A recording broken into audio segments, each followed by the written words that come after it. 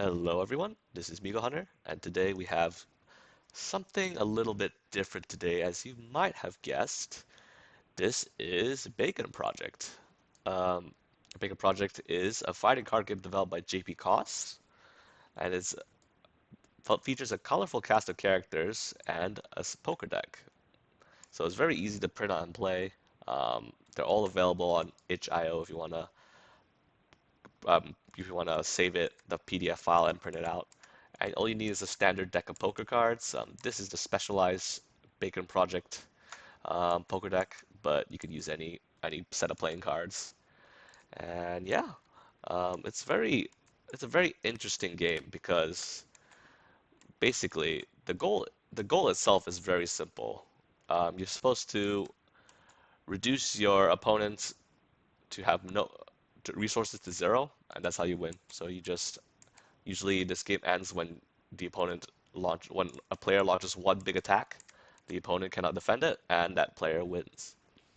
Um, so this game is very much a battle of resources and a battle of characters ramping up and using their abilities and combos to basically try and outpower the other character that they're fighting. So, it starts with a shared deck of 52 poker cards, 52 cards, and then the red aces are set aside in what's an area which is called a stack zone. And that represents the character's starting level. So you can see there's a bunch of different characters here. There's currently 19 as of writing. Yeah, 19 as the video is being made. And more on the way, by the way. JP Cost is making more. And so you have a cast of 90 characters, each with their own different abilities and base levels. So the base level represents the very starting level they are in, and um, and that's represented by the stack zone. So the red ace is taken out of the deck, and it's this first card in the stack zone. The rest of the cards, as you can see, jacks, queens, kings. There's even jokers. The rest of the cards are all put in the deck, shuffled together, and both players are dealt 6 cards to start with. Um, so basically, how the game works is it's a very simple game flow.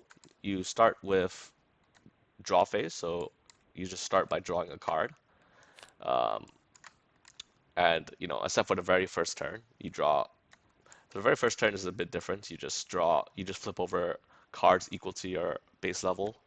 Well, I should say this. Cards, if you have base level 4, you flip over 2 cards. Base level 3, you flip over 3 cards. If you're base level 2, which is only Pepper, you flip over 4 cards. So like, for example, if I am Katana Cloverfield, I flip over 3 cards, pick one that I want to bring to my hand, and the rest just go to a discard.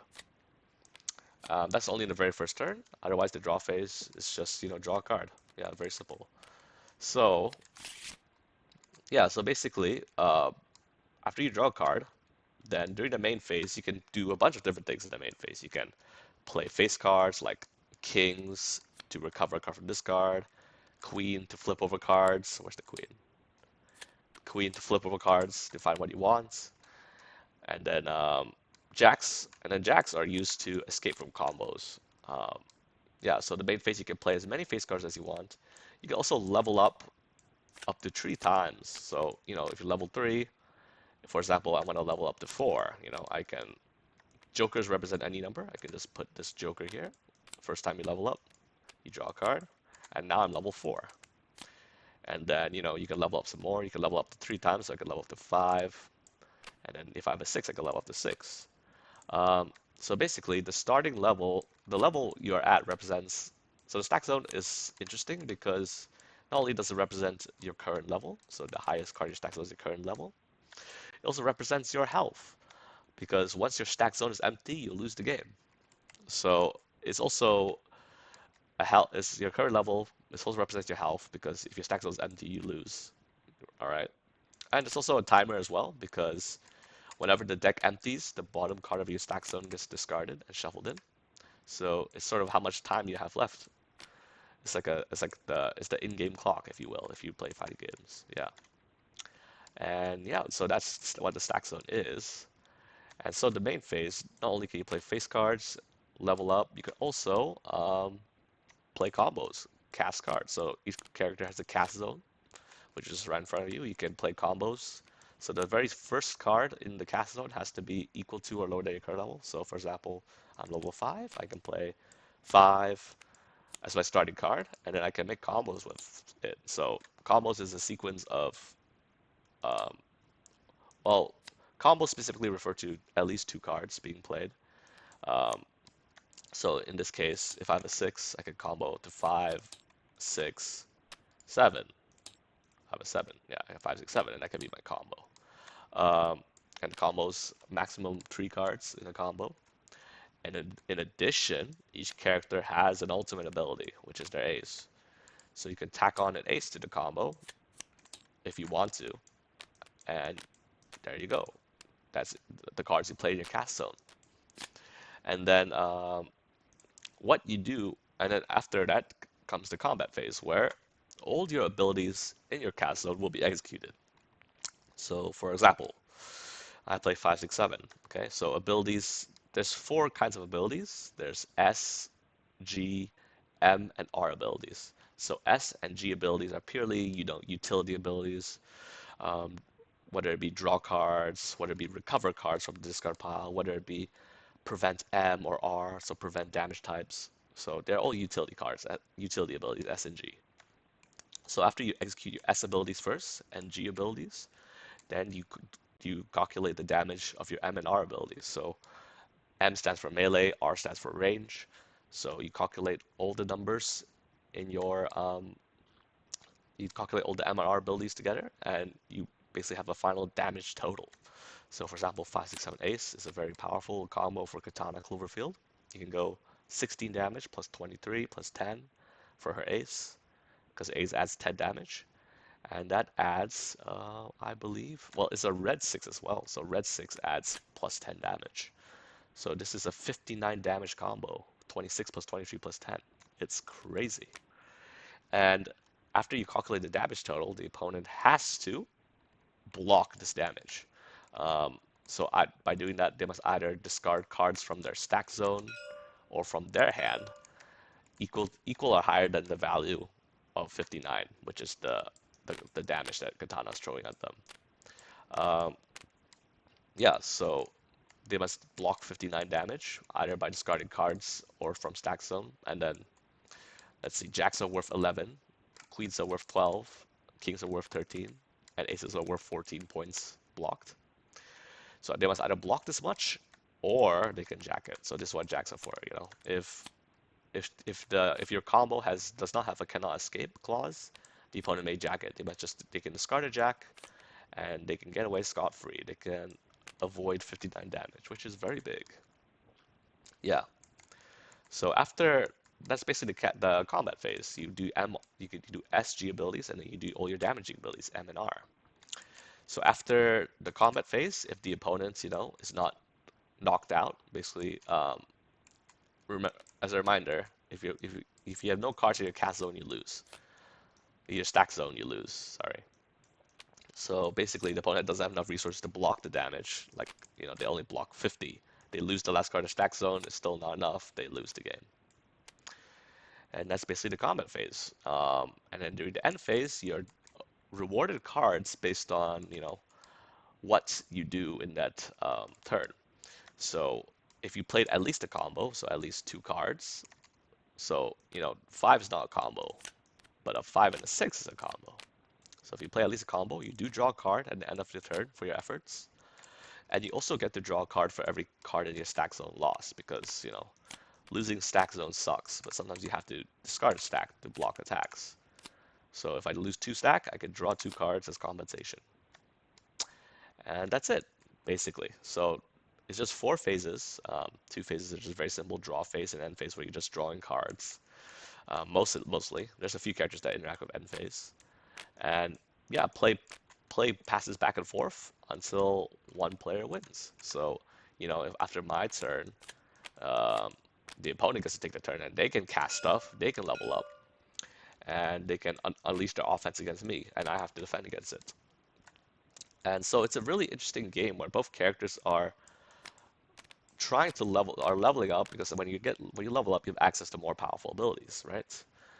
You level up, you create combos, and you escalate higher and higher until, sometimes late game both players will be throwing their most powerful attacks at each other and then seeing which one of them falls. It's a very interesting like escalation kind of game and a resource tug of war. And that's what Bacon Project is all about. It's about using your cards correctly, creating combos, using your characters to their full potential, um, leveling up, and basically becoming powerful enough to destroy the other opponents. Um, yeah, and it's just very interesting. It's a very simple game to understand. Well, at least personally, if you have someone explain the rules to you or show you the game, you can pick up the game pretty quickly. And then, but I think it's surprisingly difficult to master just because there's a lot of things you can do to optimize your gameplay, or just like, the proper sequencing of cards, as well as, knowing what your character does and knowing what cards they value. There's a lot of decision making to be had in this game, and I think it's very interesting. Of course, there's a good amount of luck as well.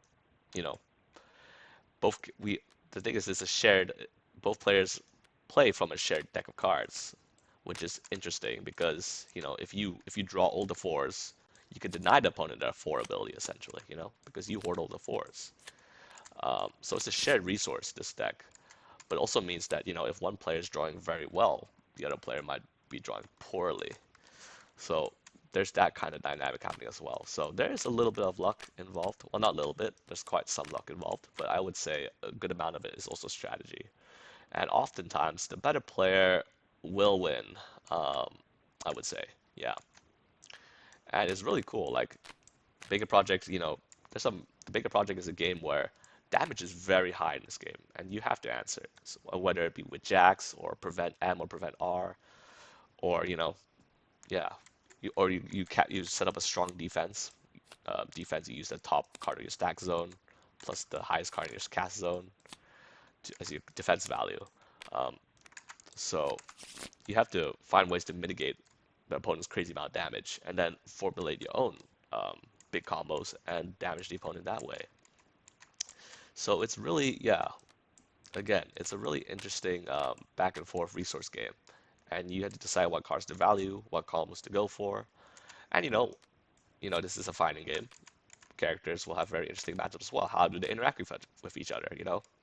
How does the range character, Victoria Steel, she has some early range combos. How does she interact with Katana, who has the early prevent R, which stops ranged attacks?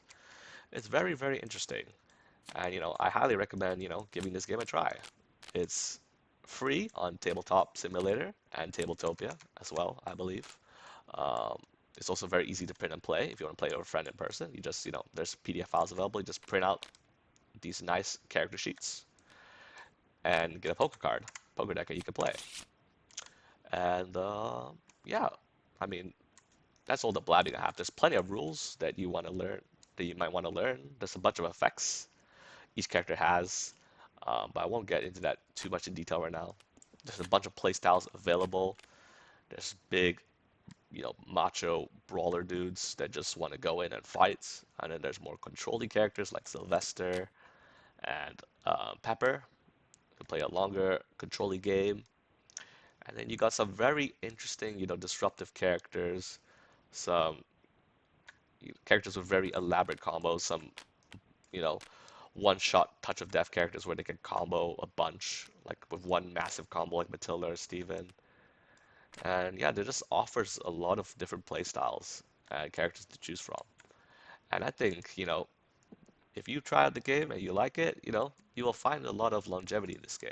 And it's really fun and very easy to pick up and play. Yeah, especially with, you just need a poker deck. So, yeah, that's all I've got. I think I'm going to link a bunch of links in the description below. I'm going to link the Bacon Project Discord. Bacon Project Discord, some rules, a rules document that I've used to help me learn the game, among other things, as well as the sick trailer you saw in the beginning. I'm going to link all that in the description. Plus, I'm going to link what I was about to say. Um, no, that's it. Yeah, I'm just gonna link a bunch of stuff in the description, a bunch of resources for the game. If you're interested, definitely check it out. Head over to the Bacon Project Discord It's very active right now. Well, I wouldn't say very active, but much more active than before. And I mean, the developer's active right now. Um, his his handle goes by Lunch, but JP Costs, yeah, is very active right now. He's got a lot of time on his hands now. He's just released a new character, Amon, just released today.